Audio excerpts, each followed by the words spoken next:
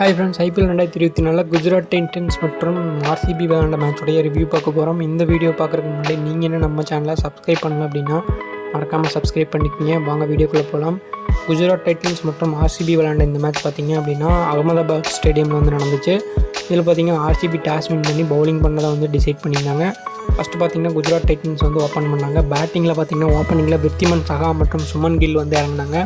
விருத்திமன் சகா பார்த்திங்கன்னா பெரிய அளவில் ஸ்கோர் பண்ணலைங்க. வெறும் 4 பாலுக்கு 5 ரன் அடிச்சுட்டு அவுட் ஆகிட்டு போயிட்டார் ஸ்வப்னால் சிங் பாலில். அதுக்கப்புறம் பார்த்திங்கன்னா சாய் சுதர்சன் உள்ளே வந்தார். அவர் சுமன் கில் கூட ஒரு பார்ட்னர்ஷிப் வந்து ஸ்டார்ட் பண்ணார். சுமன் கில் பார்த்திங்கன்னா சாய் சுதர்சனுக்கு நல்லா வந்து ஒரு இம்பேக்ட் கொடுக்குறாரு. ஆனால் அவர் வந்து இம்பேக்ட் பிளேயராக வந்து உள்ளே வந்தார் சாய் சுதர்சன்.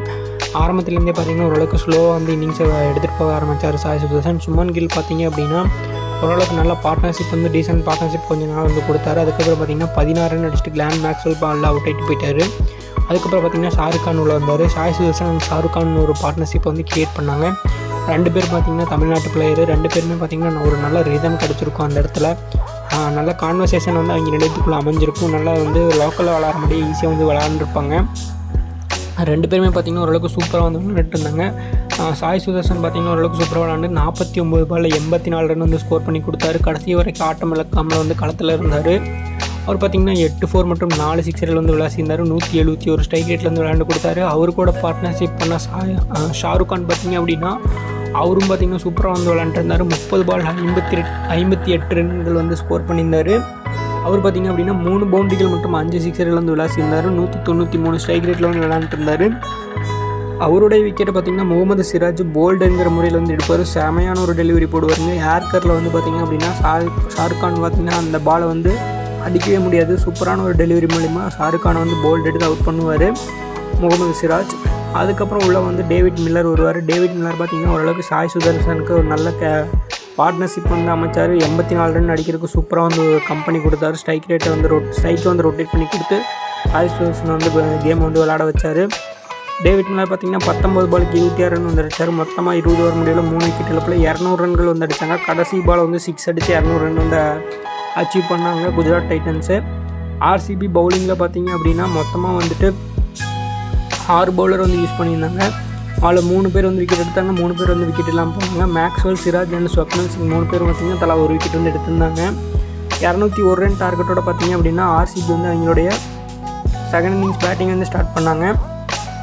அந்த இடத்துல பார்த்திங்க அப்படின்னா விராட் கோலி மற்றும் ஃபா டு பிளஸிஸ் வந்து ஓப்பன் பண்ணாங்க. விராட் கோலி பார்த்திங்கன்னா இந்த ஐபிஎல்லில் ஆரஞ்சு கேப் ஹோல்டராக வந்திருக்காரு. அவர் ஆல்ரெடி வந்து ஹையஸ்ட் ஸ்கோர் வந்து அடிச்சு வச்சிருக்காரு.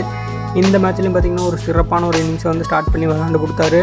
ஃபா டு பிளஸிஸ் பார்த்திங்கன்னா பெரிய ஸ்கோர் வந்து அடிப்பார்னு எதிர்பார்த்து நிலைமையில் அவரால் பார்த்திங்கன்னா அடிக்க முடியல. 12 பாலுக்கு 24 ரன் அடிச்சுட்டு ஷாய் கிஷோர் பாலில் பார்த்திங்கன்னா அவுட் ஆயிடுவார். அவர் பார்த்திங்க அப்படின்னா கேட்ச் அண்ட் போல்ட் ஆகிட்டு போயிடுவார். அதுக்கப்புறம் பார்த்திங்க அப்படின்னா வில் ஜாக்ஸ் உள்ள வருவார். வில் ஜாக்ஸ் பார்த்திங்கன்னா என்ன மேனுங்க, விராட் கோலி கூட பார்ட்னர்ஷிப்ஸ் வந்து செம்மையான ஒரு இன்னிங்ஸ் வந்து விளாண்டு கொடுத்தாரு. விராட் கோலி ஒரு இடத்துல பயங்கரமாக விளாண்டார். அதை விட பிரம்மாண்டமாக பார்த்திங்கன்னா வில் ஜாக்ஸ் விளாண்டு கொடுத்தாரு. விராட் கோலி பார்த்திங்கன்னா 50 கிராஸ் பண்ணி சூப்பராக வந்து விளாண்டு கொடுத்துட்டு போனார். 44 பாலில் 70 ரன் வந்து விராட் கோலி வந்து அடிச்சிருந்தார். அவர் பார்த்திங்கன்னா இந்த 70 ரன் அடிக்கிற மூலிமா 500+ ரன்ஸ் வந்து இந்த ஐபிஎல் வந்து கிராஸ் பண்ணியிருந்தார். அவர் கூட பார்ட்னர்ஷிப் பண்ண வில் ஜாக்ஸ் பார்த்திங்கன்னா ஒரு பயங்கரமான ஒரு இன்னிங்ஸ் விளாண்டாங்க. ஃபஸ்ட்டு 17 பால் பார்த்திங்கன்னா 17 ரன் வந்து அடிச்சிருந்தார். அதுக்கப்புறம் ஒரு கேமியோ இன்னிங்ஸ் விளாண்டார் பாருங்க. செம்ம வரப்போகிற வந்து போட்ட எல்லா பவுலர்ஸையும் பார்த்திங்கன்னா சிக்ஸஸ் அண்ட் பவுண்டரிலாம் விளாசிக்கிட்டே இருந்தார்.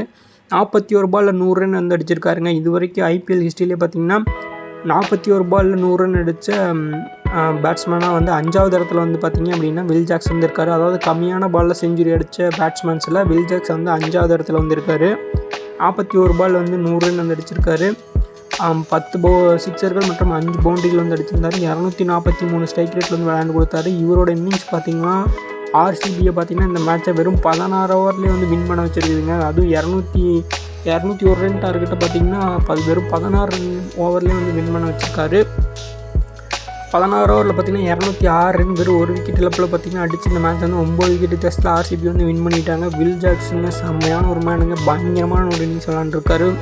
விராட் கோலி சும்மா இல்லைங்க, அவரும் பார்த்திங்கன்னா ஆப்போனண்ட்டை பயங்கரமாக விளாண்டாரு. அவர் கொடுத்த ஒரு கான்ஃபிடன்ஸ் அண்ட் பூஸ்ட் தான் வந்து வில் ஜாக்ஸ் இந்த அளவுக்கு ஸ்கோர் பண்ண வச்சிருக்குன்னு சொல்ல முடியும். விராட் கோலி 70 ரன் அடிச்சிருக்காருங்க. கண்டினியூஸான ஃபார்மில் இருக்கார். 50+ ஸ்கோர்ஸ் வந்து விராட் கோலி அடிச்சுட்டு வர்றாரு. கண்டிப்பாக பார்த்திங்கன்னா இந்த ஐபிஎல்லில் பெரிய இம்பேக்ட் வந்து விராட் கோலி வந்து கொடுப்பாரு. அவருடைய இந்த இன்ஃபார்ம் பார்த்திங்கன்னா வரப்போகிற T20 வேர்ல்டு கப்புக்கு நல்லாவே ஹெல்ப்ஃபுல்லாக இருக்கும்னு வந்து நம்பிக்கை இருக்குது.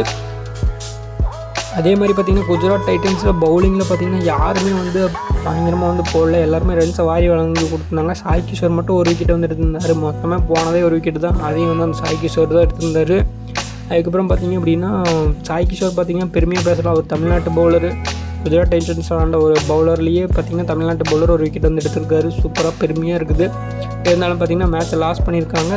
RCB பார்த்திங்கன்னா தொடர்ந்து 2வது மேட்ச்சை ஜெயிச்சிருக்காங்க. இந்த 2 பாயிண்ட் அவங்களுக்கு பார்த்திங்கன்னா ரொம்பவே வந்து ஹெல்ப்ஃபுல்லாக இருக்கும். டேபிளில் கடைசியாக தான் இருக்காங்க. இருந்தாலும் 3 மேட்ச் ஜெயிச்சு இந்த 2 பாயிண்ட் வந்து ரொம்பவே யூஸ்ஃபுல்லான பாயிண்ட்டாக வந்து இருக்கும். பெரிய இம்பேக்ட் வந்து வரப்போகிற மேட்ச்சில் வந்து கொடுக்க போகிறாங்களான்னு வெயிட் பண்ணி பார்க்கலாம். இந்த மேட்ச் ஜெயிச்சது மூலிமா பார்த்திங்கன்னா player of the match award வந்து வில் ஜாக்ஸுக்கு தான் வந்து கொடுக்கப்பட்டது.